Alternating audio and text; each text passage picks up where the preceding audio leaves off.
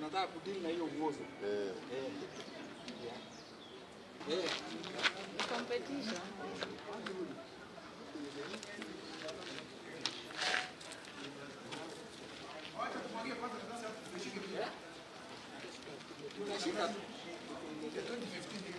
Hiyo ni highly flammable. Tashika vizuri.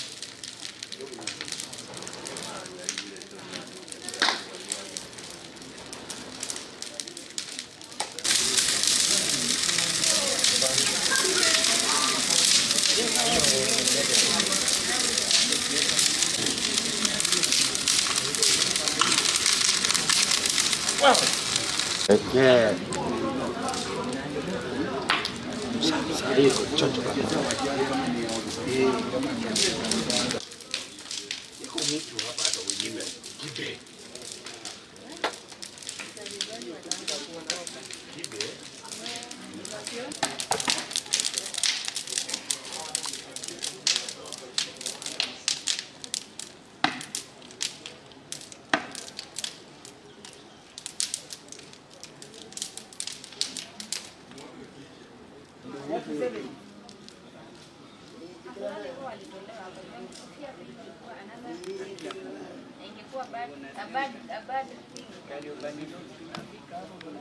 Kwa majina naitwa Thomas Bet.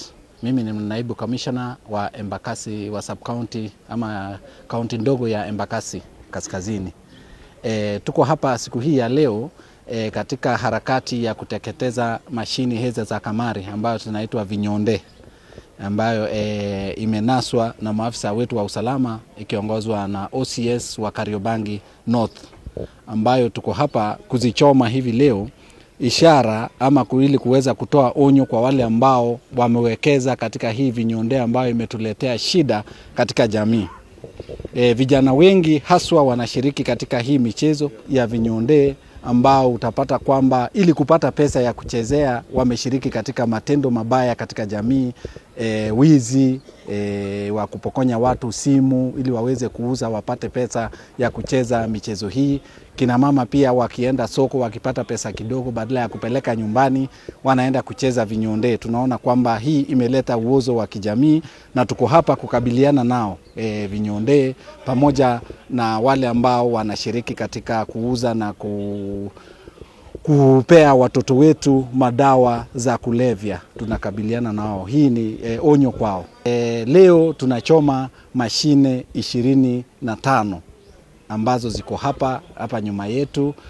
Wale ambao walipatikana nao bado wanafanyiwa processing na tutawaambia ni ngapi ili waweze kufikishwa kotini. Na tunatoa onyo kwa wale wengine ambao wanashiriki katika michezo hii ama wanashiriki katika kuleta mashine hizi huku kwetu Embakasi North, kwamba watafute kwingine, si huku. Watafute ama wafanye biashara nyingine, sio hii ya kutuharibia jamii, kutuharibia kuletuletea utovu wa usalama katika maeneo yetu, kwa sababu unapata wanakiuka sheria zote, hawana leseni, hawana chochote. Tunarai wenzetu kote kote kwamba tuweze kushirikiana kwa pamoja ili kuangamiza vitu kama hivi ambavyo vimetuharibia jamii.